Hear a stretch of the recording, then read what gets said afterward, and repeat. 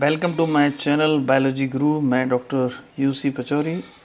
आज हम चर्चा करेंगे an overview of the cell. तो हम जानते हैं कि प्लांट सेल जो है, प्लांट सेल में क्या होता है। प्लांट सेल में यहाँ पे आपका रहेगी cell wall, okay, and cell wall के नीचे क्या होता है, प्लाज्मा मेम्ब्रेन, ओके। तो आउटर बाउंड्री क्या होगी प्लांट सेल की, वो होगी सेल वॉल।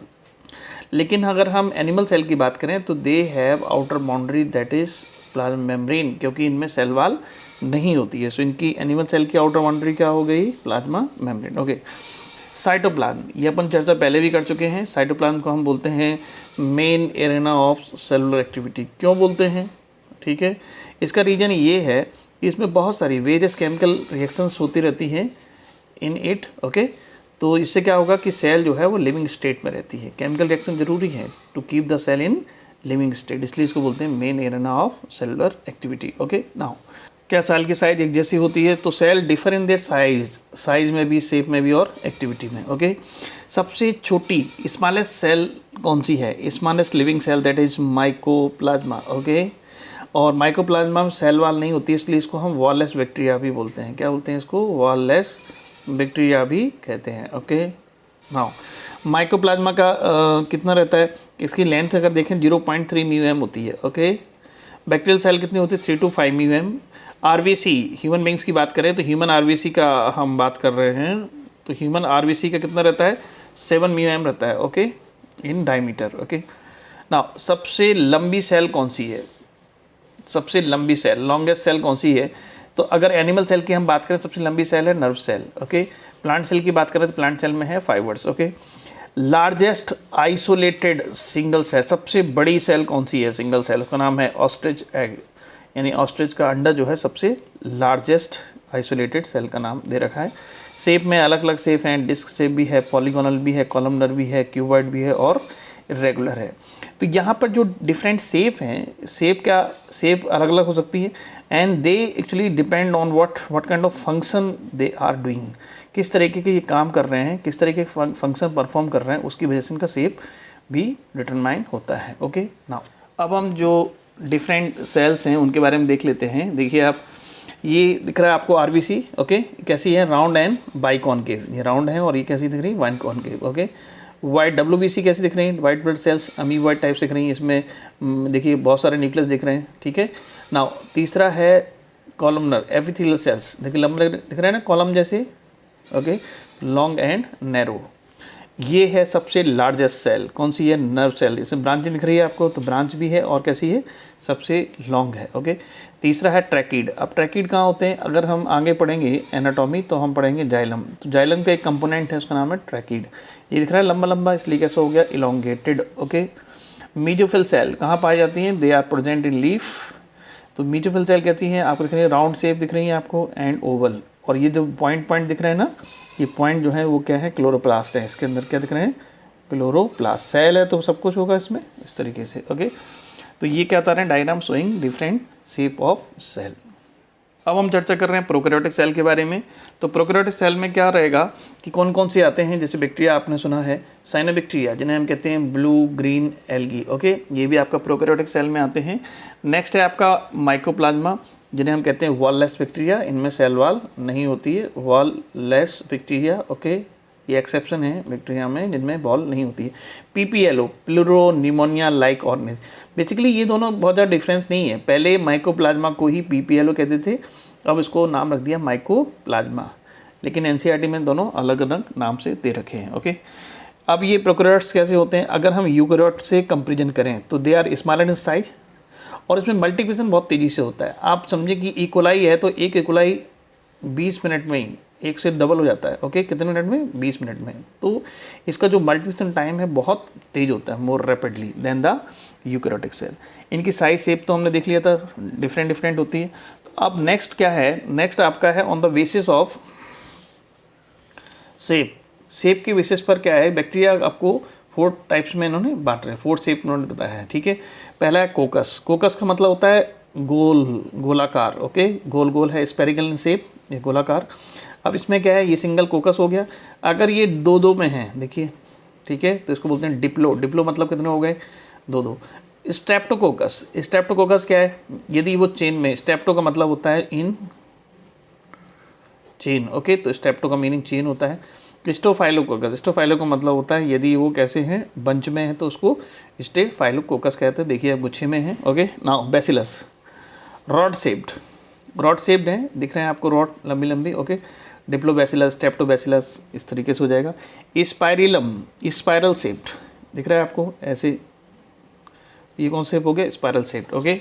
नाउ नेक्स्ट क्या है आपका, नेक्स्ट है आपका विब्रियो कॉलरी, कॉलरी इसकी स्पीसीज होगी। और ये क्या करता है कि ये आपने सुना हो कॉलेरा डिसीज जिसे हैजा बोलते हैं, ओके। तो ये फैलाता है कॉलेरा, ओके, जैसे हम क्या कहते हैं हैजा, ओके।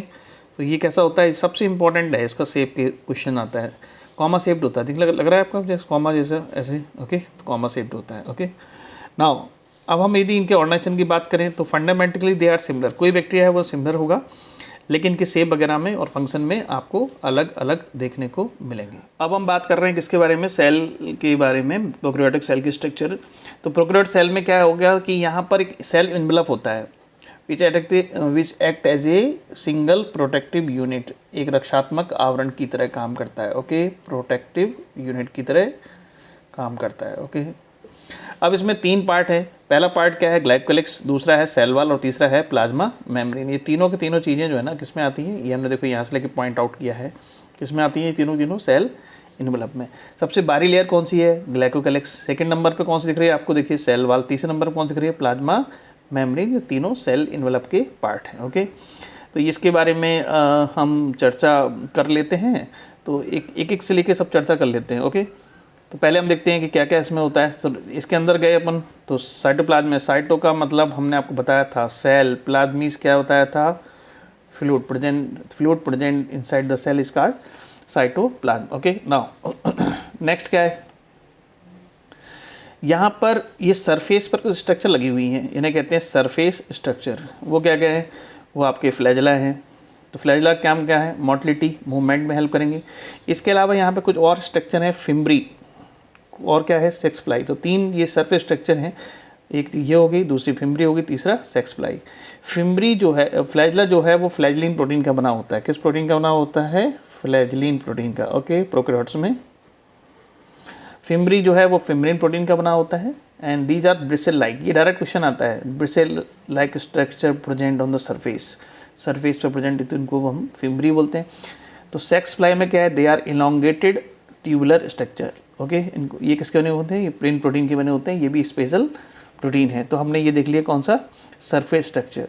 अब मैं आपको यही क्लियर कर दूं कि इनमें फ्लैजला केवल, सभी 3 सरफेस स्ट्रक्चर हैं, इनमें केवल और केवल फ्लैजला मूवमेंट में हेल्प करता है, ये दोनों मूवमेंट में हेल्प नहीं करते हैं। तो ये कहाँ काम करते हैं, ये आपका सब सेक्सुअल रिप्रोडक्शन एक प्रोसेस है जिसमें आता है कंजुगेशन, उसमें हेल्प करते हैं, ओके। कौन, सेक्स प्लाई, सेक्सुअल रिप्रोडक्शन में, ओके। इसका डिटेल अपन आगे पढ़ेंगे। फिर अपन कहाँ आ गए, इसके अंदर आ गए तो इसमें ये दिख रहा है आपको डबल स्ट्रैंड सर्कुलर डीएनए, इसे कहते हैं जीनोमिक डीएनए। क्या बोलते हैं, जीनोमिक डीएनए या न्यूक्लियोइड या जीनोफोर, ओके डन। अब दिख रहा है आपको राइबोसोम, राइबोसोम को हम बोलते हैं प्रोटीन फैक्ट्री। क्या बोलते हैं इनको हम, protein factory, Palade granules, okay, cellular factory. तो नाम हमने जो पहले पढ़ रखे हैं वही सब नाम यहाँ पर आ जाएंगे, पैलेडे ग्रैन्यूल। सबसे छोटे सेल ऑर्गेनेल्स यही है राइबोसोम। अब ये जो राइबोसोम है ये है फ्री राइबोसोम, ओके। और ये वाले देखिए कुछ राइबोसोम यहाँ मेम्ब्रेन से भी अटैच हैं, प्लाज्मा मेम्ब्रेन से भी अटैच हैं, तो राइबोसोम यहाँ पे है। अब इन दोनों में क्या अंतर होगा भाई, राइबोसोम जहाँ है वहाँ प्रोटीन बनेगी, तो ये जो प्रोटीन बनाएंगे वो सेल के अंदर काम आएगी, और ये जो प्रोटीन बनाएगी वो सेल के बाहर जाएगी, बाहर मतलब सीक्रेशन करेगी, ओके। तो ओके सीक्रेशन होगा, तो सीक्रेटिव प्रोटीन बनाता है, सीक्रेटरी प्रोटीन वो राइबोसोम बनाते हैं जो प्लाज्मा मेम्ब्रेन से अटैच होते हैं, ओके। नाउ अब थोड़ा सा इधर चलते हैं, तो इसमें क्या है, चलिए डीएनए हमने देख लिया। एक और डीएनए है जिसे हम कह रहे हैं क्या, जिसे हम कह रहे हैं प्लाज्मिड डीएनए। ये भी देखिए डबल स्टैंडर्ड है, ठीक है, डबल स्टैंडर्ड, 1 और 2 स्टैंडर्ड है। ये भी सर्कुलर डीएनए है, ओके, डबल सर्कुलर डीएनए है। लेकिन कैसे, ये इसको बोलते हैं प्लाज्मिड, ओके। प्लाज्मिड और जीनोमिक डीएनए में कैसे आप पहचान करोगे, ये आकार में बड़ा होता है, ये आकार में छोटा होता है, ऐसे आप पहचानेंगे। ये स्मॉल सर्कुलर डीएनए, ओके, ये कन्फर करता है सर्टेन फिनोटाइपिक करेक्टर। अब फिनोटाइपिक करेक्टर में क्या है, जैसे कि रेजिस्टेंट टू एंटीबायोटिक्स, तो इन पे एंटीबायोटिक रेजिस्टेंट जीन होते हैं, जैसे कि एक एंटीबायोटिक है एम्पिसिलिन, ओके, टेट्रासाइक्लिन, पेनिसिलिन आपने नाम सुने होंगे, तो इन पर जीन पाए जाते हैं। तो अगर ऐसा बैक्टीरिया जिसमें पेनिसिलिन रेजिस्टेंट जीन है, तो इस बैक्टीरिया का पेनिसिलिन कुछ नहीं बिगाड़ सकता, ओके। तो क्यों? क्योंकि वो रेजिस्टेंट हो गया किसके प्रति, एंटीबायोटिक, तो स्पेसिफिक होता है। दूसरा काम क्या कर सकते हैं, आप बायोटेक्नोलॉजी पढ़ेंगे तो उसमें एक लाइन आएगी कि जब भी हम कोई नया जीन इंसर्ट करते हैं, फॉरेन डीएनए इंसर्ट करते हैं, तो इसी डीएनए में करते हैं। कौन से डीएनए में? प्लाज्मिड डीएनए में इंसर्ट करते हैं। तो जब इंसर्ट करते हैं और बैक्टीरिया के अंदर डालते हैं तो उसको होते हैं ट्रांसफॉर्मेशन। तो हम देखते हैं ट्रांसफॉर्मेशन हुआ है या नहीं हुआ है, ठीक है। तो क्या करेंगे, मॉनिटर कर सकते हैं क्या बैक्टीरियल ट्रांसफॉर्मेशन को, कि हुआ है या नहीं हुआ with foreign DNA. Foreign DNA लगा देंगे इसमें, ओके। नाउ अब नेक्स्ट आपका है, यहाँ आपको दिख रहे हैं कुछ inclusion bodies, okay. Inclusion body basically क्या है कि ये रिजर्व फूड मटेरियल रखती हैं। क्या रखती हैं ये? Reserve food material. और ये कहाँ पड़े रहते हैं, देखिए कहाँ पे हैं, दे लाई वेयर इन साइटोप्लाज्म में। कौन सा हिस्सा है? साइटोप्लाज्म में है, तो कुछ ना कुछ ये स्टोर करे रहेंगे। इसमें तमाम सारे आते हैं, सल्फर ग्रेन्यूल्स। ग्रेन्यूल्स मतलब क्या होते हैं? कण, जिनमें सल्फर भरा होगा। फास्फेट ग्रेन्यूल्स, फास्फेट भरा होगा, तो ये आपके हो गए, ठीक है। तो हमने ये देख लिया। अच्छा, अब राइबोसोम में क्या है, कुछ राइबोसोम एमआरएनए से अटैच हो जाते हैं। देखिए बहुत सारे राइबोसोम अटैच हैं, ये राइबोसोम ही है, ये जो दिख रहे हैं ना ऐसे, ये बता रहे हैं कि प्रोटीन सिंथेसिस कर रहे हैं, ट्रांसलेशन कर रहे हैं, ओके। तो बहुत सारे राइबोसोम जब एमआरएनए से जुड़ जाते हैं तब उसको बोलते हैं poly ribosome. Poly means many ribosome, they are attach with the single string of mRNA, okay. Polysome बोलते हैं, अर्गेसोम बोलते हैं। अब नेक्स्ट क्या है, अब यहाँ पर प्लाज्मा मेम्ब्रेन को ही अगर हम देख लें तो प्लाज्मा मेम्ब्रेन क्या है, देखिए ये हिस्सा जो है ना, ये मुड़ा हुआ है, इनफोल्डिंग है। जो इनफोल्डिंग स्ट्रक्चर है इसको हम बोलते हैं मीजोसोम। क्या बोलते हैं इसको? मीजोसोम बोलते हैं। इसी को बोलते हैं बैक्टीरियल माइटोकॉन्ड्रिया, ओके। मीजोसोम को ही हम क्या बोलते हैं? इसको हम बोलते हैं बैक्टीरियल माइटोकॉन्ड्रिया, ठीक है। बैक्टीरियल माइटोकॉन्ड्रिया कहते हैं क्योंकि ये एटीपी वगैरह बनाता है।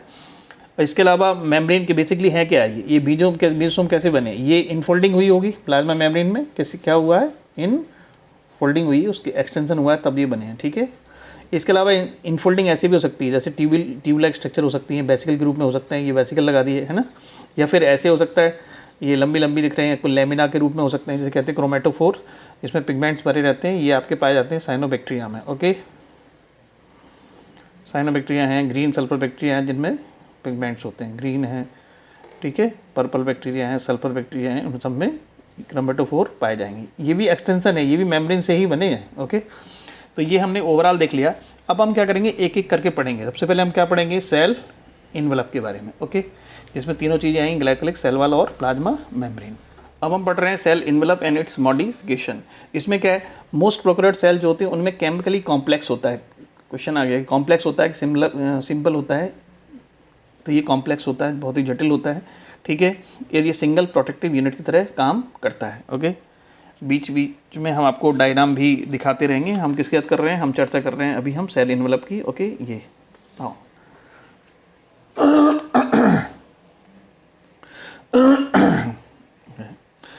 अब क्वेश्चन आता है कि सेल इनवेलप कैसे बाउंड होता है? तो टाइटली बाउंड होता है। इसमें 3 लेयर्स होती हैं। कौन कौन सी? एक तो ग्लाइकोलिक्स, सबसे आउटर लेयर, सेकंड नंबर पे कौन सी है? सेल वॉल, तीसरे नंबर पे है प्लाज्मा मेम्ब्रेन। तो इनको पढ़ लेते हैं। ग्लाइकोलिक्स ये डिफर होती है कंपोजिशन और थिकनेस में, 2 तरीके की होती है। या तो ये लूज शीट के रूप में रहेगी, तब उसको बोलते हैं स्लाइम लेयर, ओके। और यदि थिक एंड टफ है तब उसको बोलते हैं कैप्सूल, ठीक है। अब स्लाइम लेयर जो है वो कैसी है? आपने सुना होगा म्यूसिलेज, चिपचिपा, ओके। तो म्यूसिलेजनस होती है।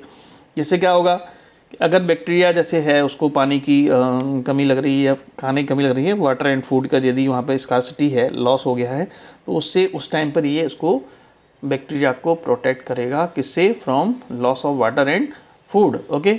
नाउ अब कैप्सूल की हम बात कर लेते हैं। तो कैप्सूल में क्या होगा? कैप्सूल क्या करेगा? बैक्टीरिया को, जैसे अपने अंदर कोई बैक्टीरिया घुस गया, ठीक है, अपने अंदर घुस गया, तो अपने अंदर बहुत सारी सेल्स होती हैं आपकी, मैक्रोफाज, डेंड्राइटिक सेल्स, WBC, जो अपनी सिपाही की तरह काम करती हैं, ओके। तो बैक्टीरिया को मारेंगी, लेकिन बैक्टीरिया के पास अगर कैप्सूल है तो बैक्टीरिया जो है चकमा देके भाग जाएगा। तो ये क्या करता है, अगर कैप्सूल है तो ये बैक्टीरिया को प्रोटेक्ट करता है कहाँ से, from host immune system, immune system के पार्ट हैं। कैसे बच जाता है, ये अपने आप को हाइड कर लेता है, हाइड एंड सीक गेम खेल लेता है, ओके, छिप जाता है। तो ये आपका कंप्लीट हो गया किसके बारे में, ग्लाइकोकैलिक्स के बारे में, किसकी बनी होती है, पॉलीसेकेराइड की। इसमें इतने ज़्यादा देखिए दो ही कंसेप्ट हैं, लूज शीट के रूप में होती है तब स्लाइम लेयर, और थिक एंड टफ है तब उसको कैप्सूल बोलते हैं, ओके। अब सेकंड एस्पेक्ट क्या है आपका, सेकंड एस्पेक्ट है cell wall then plasma membrane. अब हम पढ़ लेते हैं सेल वॉल।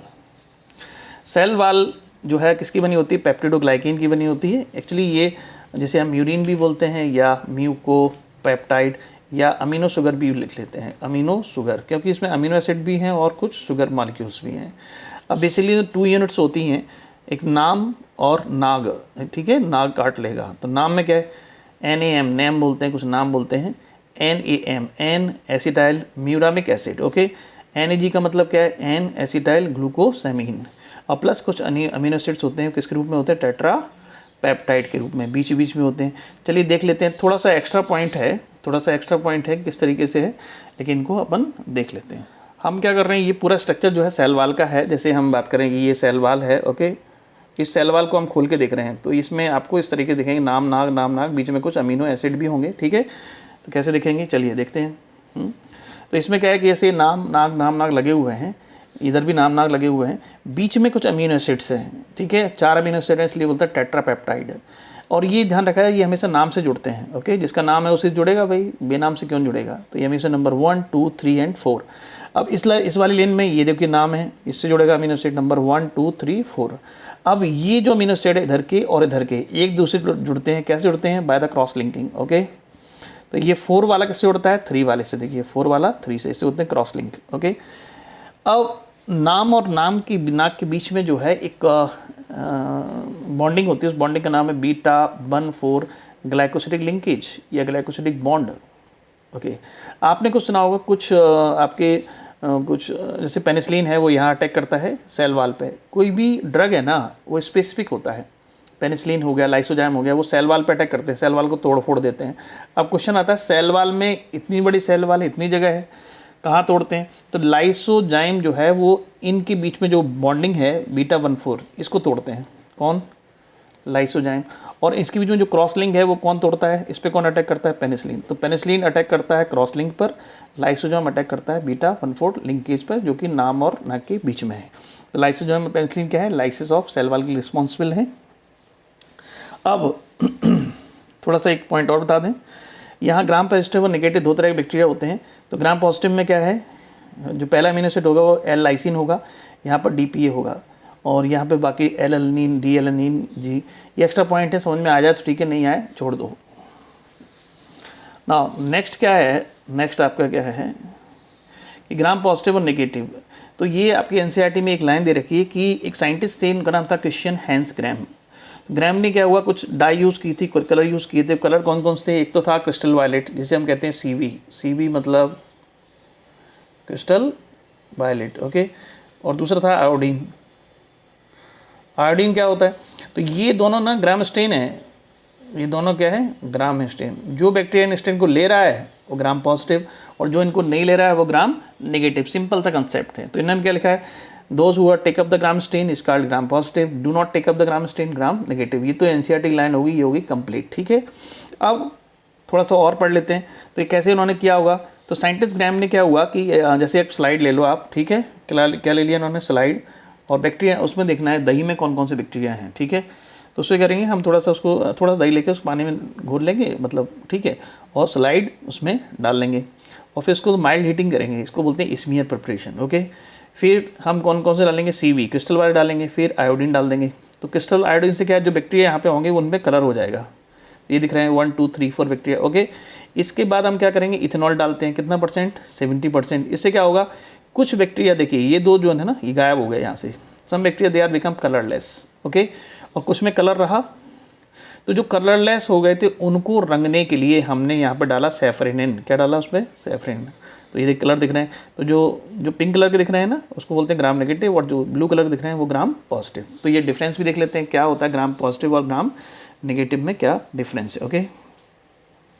तो जो ग्राम पॉजिटिव बैक्टीरिया होते हैं उनमें क्या हो, सेल वाल बहुत थिक होती है, देखो मोटी सेल वाल है यहाँ से, ठीक है। इसमें सेल वाल तो है लेकिन बहुत थिन है, देखो सेल वाल कैसी है, इसमें थिक, इसमें थिन, ओके। दूसरा, इसके अंदर दिख रहे हैं ना आपको, ये टिकोइक एसिड है। टिकोइक एसिड कहाँ प्रेजेंट होते हैं, ग्राम पॉजिटिव में प्रेजेंट होंगे, ग्राम नेगेटिव में एब्सेंट होते हैं। अब ग्राम नेगेटिव में क्या हो, सेल वाल दिख रही है आपको, प्लाज्मा मेम्ब्रेन दिख रही है। अब सेल वाल के ऊपर एक लेयर और होती है, उसे कहते हैं एलपीएस लेयर। क्या बोलते हैं इसको, लिपोपॉलीसैकेराइड लेयर, ओके। तो एलपीएस लेयर कहाँ होती है, यहाँ नहीं होती है, कहाँ होती है, वो गलत लिख दिया, यहाँ नहीं होती, कहाँ होती है वो होती है ग्राम नेगेटिव में होगी, ओके ना। नेक्स्ट क्या होगा, म्यूरिन। म्यूरिन कितना होता है इसमें, भाई सेल वाल ज़्यादा मोटी है तो म्यूरिन परसेंटेज ज़्यादा होगा, यहाँ म्यूरिन परसेंटेज कम होगा। ये ज़्यादा पैथोजेनिक होते हैं, ये लेस पैथोजेनिक होते हैं। इनमें से लैक्टोबैसिलस आपने नाम सुना होगा, स्ट्रेप्टोकोकस, माइकोबैक्टीरियम, क्लोस्ट्रीडियम, तो ये ग्राम पॉजिटिव में। अब नेगेटिव में कौन कौन से, एक आध एग्जाम्पल आपको याद रखना चाहिए, जैसे इकोलाई है ग्राम नेगेटिव है, माइकोप्लाज्मा, विब्रियो, साल्मोनेला, राइजोबियम जो नाइट्रोजन फिक्स करता है, ओके, साइनोबैक्टीरिया, तो ये सब आपके ग्राम नेगेटिव बैक्टीरिया हैं। अब हम बात कर रहे हैं प्लाज्मा मेम्ब्रेन की, एक बार और देख लेते हैं। ये प्लाज्मा मेम्ब्रेन है, तो ये लिविंग नेचर की होती है, यही इंटरेक्ट करती है किससे, आउटर वर्ल्ड से और इनर वर्ल्ड से। तो इंटरेक्ट किससे करती है, प्लाज्मा मेम्ब्रेन आउटर वर्ल्ड से, ओके नाउ। तो सिलेक्टिवली परमिएबल नेचर की होती है, इसको बोलते हैं एसपीएम, ओके। और क्या होता है इसमें, interact with the outer world, ठीक है। स्ट्रक्चरली जो है ये यूकैरियोट की जो प्लाज्मा मेम्ब्रेन उससे सिमिलर होती है। अब मीजोसोम, मीजोसोम हमने क्या बताया था आपको, जैसे ये मेम्ब्रेन है और इसके अंदर क्या होगा, कुछ इनफोल्डिंग होगी, इससे बन गया मीजोसोम। इस पे लाइट डिफरेंशियल स्ट्रक्चर है और they form by the extension और infolding of plasma membrane called as bacterial mitochondria बोलते हैं, क्योंकि यहीं पे आप ये टीपी बनाते हैं, ओके। बहुत काम करता है मीजोसोम। इस तरीके से और भी एक्सटेंशन होंगे, जैसे कि बेसिकल्स है, ट्यूब्यूल्स हैं, लैमली के रूप में होता है, ठीक है। इस तरीके से लैमली है, लैमली को बोलते हैं क्रोमेटोफोर, ठीक है।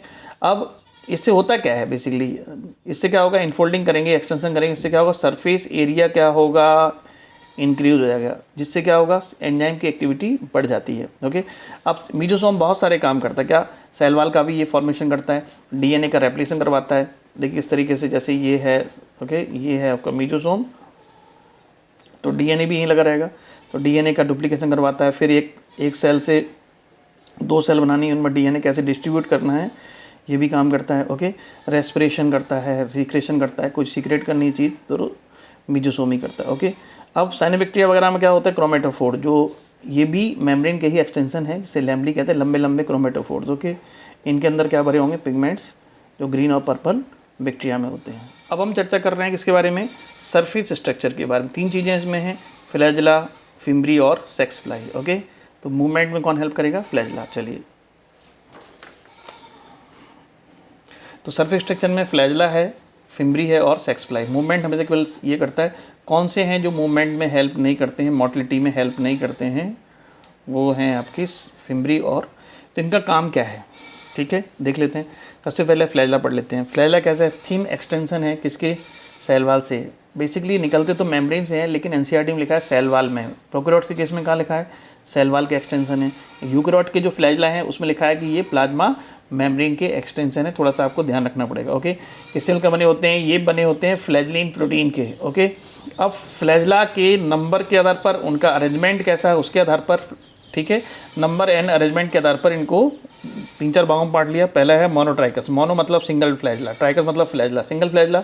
लोफोट्राइकस मतलब बंच ऑफ फ्लैजेला। एम्फी दोनों साइड में हो, इधर भी और इधर भी। ए ट्राइकस, ये मतलब क्या है, एब्सेंट है। एक और है पेरीट्राइकस, पेरी मतलब पूरे पेरीफेरी में लगे हैं, पेरी ट्राइकस हो जाएगा।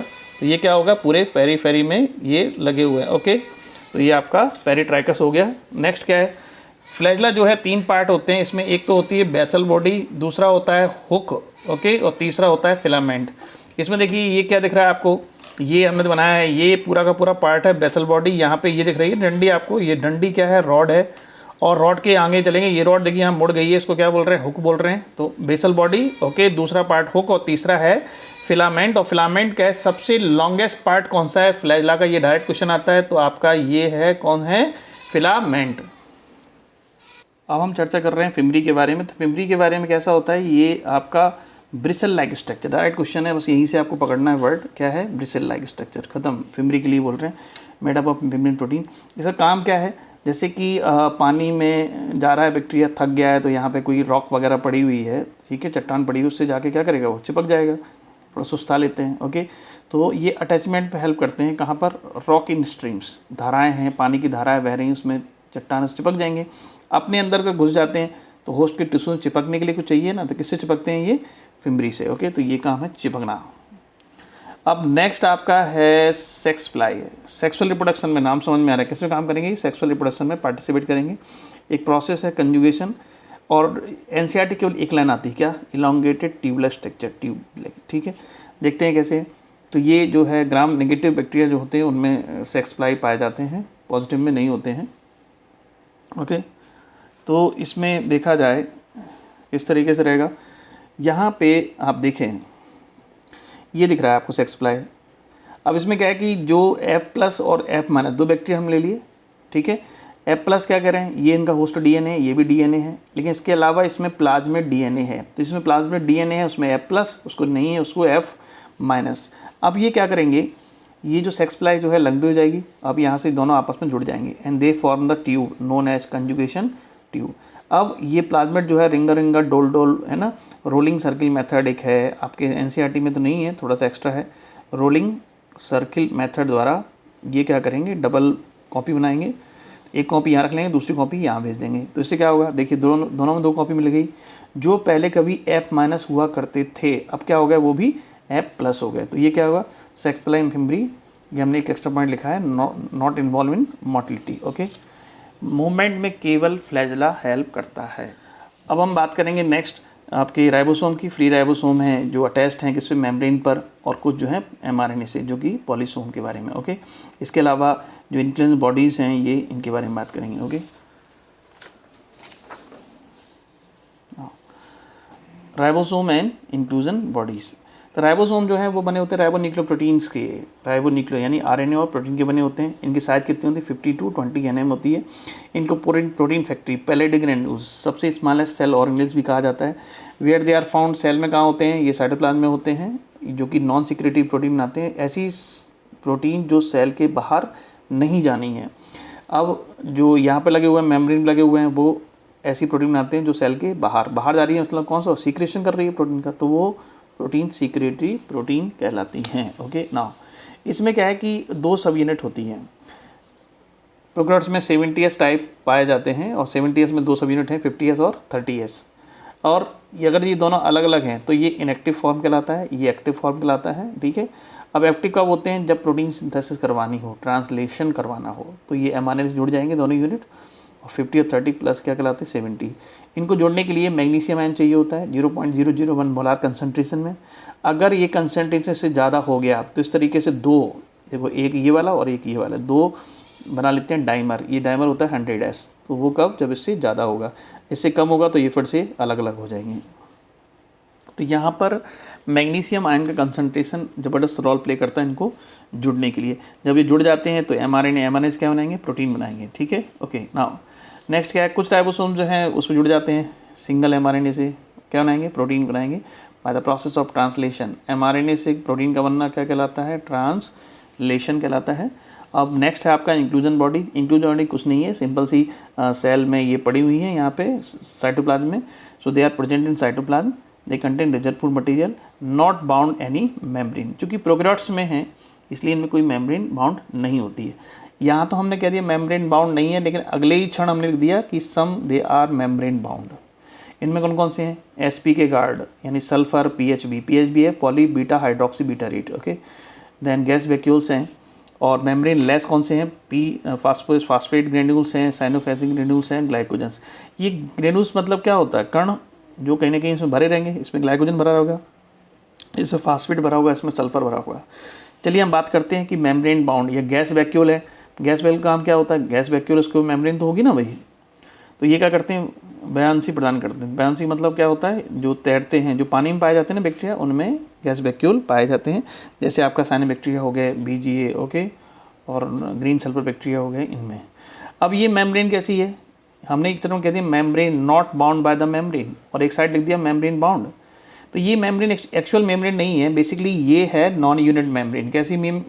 कौन सी है? ये है non unit membrane.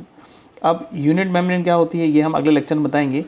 Unit membrane जो होती है उसका डायमीटर 75 टू 80 एंगस्ट्रॉम होता है। इसमें कितना होता है, इनका डायमीटर होता है 20 टू 40 एंगस्ट्रॉम, या हम इसको कहें 2 to 4 nm। इसको हम यूनिट मेम्ब्रेन कंसीडर नहीं करते, इसलिए हम इसको मेम्ब्रेन नहीं मानते हैं। मेम्ब्रेन है लेकिन ना होते हुए भी नहीं है, इसलिए क्या लिखा है इन्होंने, मेम्ब्रेन नहीं होती है। तो प्रोकैरियोट्स में वैसे भी मेम्ब्रेन लेस सेल ऑर्गेनेल्स होते हैं, इसलिए मेम्ब्रेन होते हुए मेम्ब्रेन क्यों नहीं मानते हैं, तो आपका आंसर रहेगा they have non unit membrane. क्यों? क्योंकि यूनिट मेम्ब्रेन जो होती है उसका कितना रहता है, यूनिट मेम्ब्रेन अगर होती तो कितना रहता है उसका, 75 से लेके 80 एंगस्ट्रॉम। ये हम अगले लेक्चर में चर्चा करेंगे। ओके, तो ये आपका पूरा हो गया किसके बारे में, प्रोकैरियोटिक सेल के बारे में, इंक्लूजन बॉडीज एंड ऑल। अपने सुझाव भेजते रहिए।